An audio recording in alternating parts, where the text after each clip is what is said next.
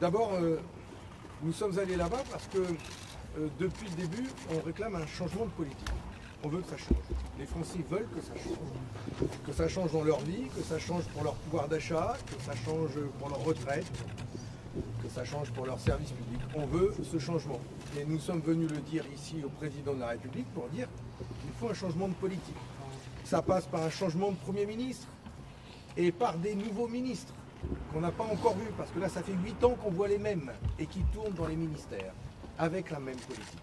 Et donc, nous avons exprimé avec insistance que la crise est grave et que donc, pour en sortir, il fallait accepter que sa politique soit remise en cause et qu'il y ait un changement pour le pouvoir d'achat des Français, pour la vie de tous les jours, un peu de justice fiscale quand même, que ce soit les riches qui payent et plus nos concitoyens, plus les travailleurs. Nous sommes venus porter ça avec force parce qu'il y a une crise internationale, il y a un climat de guerre et la France doit pouvoir avoir un gouvernement et un budget et une économie qui tourne pour tout le monde. Et je regrette que dans les réponses du président de la République, nous n'ayons pas vu d'éclaircie, je dirais, pour être diplomate, pas d'éclaircie, et même il a réaffirmé que l'Assemblée nationale était majoritairement composée d'un socle commun composé de 210 députés, donc incluant les Républicains, et que tout cela était prêt à gouverner ensemble. Vous comprenez donc qu'il exclut un et donc, je sais maintenant qu'il va travailler plutôt à la nomination d'un nouveau Premier ministre plutôt qu'à une dissolution. Et nous verrons bien ce qu'il annoncera dans les heures qui viennent, puisqu'il a dit qu'il s'exprimerait dans les heures qui viennent. Pour notre part, nous attendons à ce qu'il y ait un changement, un vrai changement, et si tel n'était pas le cas, ce sera une énorme déception pour l'ensemble de nos concitoyens, pour nous. Et du coup, nous verrons bien ce qui sera annoncé, mais si le nouveau Premier ministre, s'il y a ce soir un nouveau Premier ministre qui reste dans le camp d'Emmanuel Macron pour mener la même politique, peu ou prou,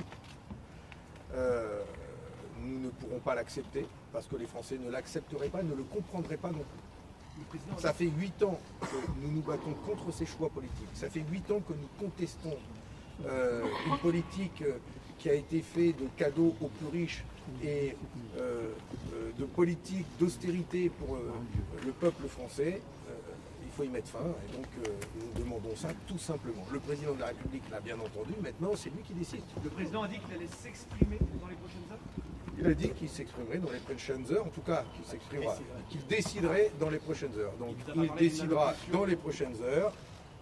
Nous jugerons sur le choix du Premier ministre, sur la politique qu'il sera mené à faire. Et donc nous avons toujours été, nous, une force de dialogue, de construction.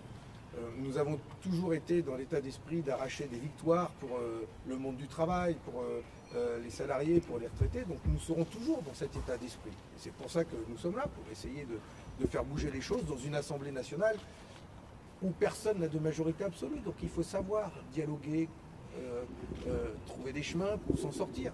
Et nous avons cet état d'esprit. Mais si en face de nous, vous avez un mur, si vous voulez que je vous dise, bon, après c'est tout. Les Français seront juges eux-mêmes de ce que le président de la République annoncera ce soir. Ça a servi à quelque chose, du coup, cette réunion? On verra. Moi, je ne vais pas vendre la peau de l'ours avant de l'avoir tué.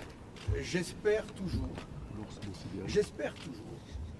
que le président de la République va comprendre que nous sommes au bord d'une crise très grave et que face à cette crise, il y a besoin d'un changement de politique et qu'il nommera donc ce soir un Premier ministre de gauche qui aura la responsabilité d'aller travailler avec tous les groupes à l'Assemblée nationale, prêts à travailler ensemble pour construire des majorités, donner un budget à la France, apporter des réponses aux urgences sociales, écologique de notre pays.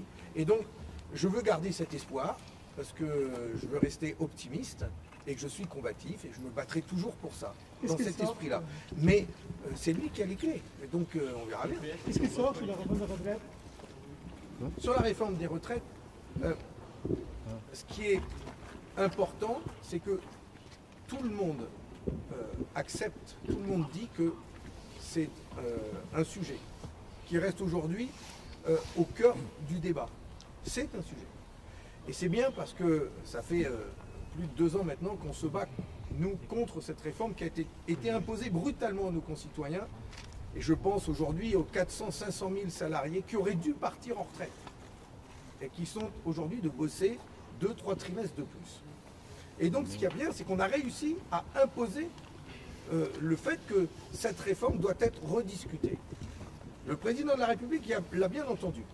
Mais est-ce qu'il acceptera qu'un Premier ministre demain, un Premier ministre de gauche, par exemple, remette ce sujet au cœur de l'hémicycle pour l'abroger? C'est lui qui a la réponse à cette question. Et ce sont les députés de sa majorité qui ont la réponse à la question. Et beaucoup de députés de son socle commun disent qu'ils ne veulent pas toucher à la réforme des retraites.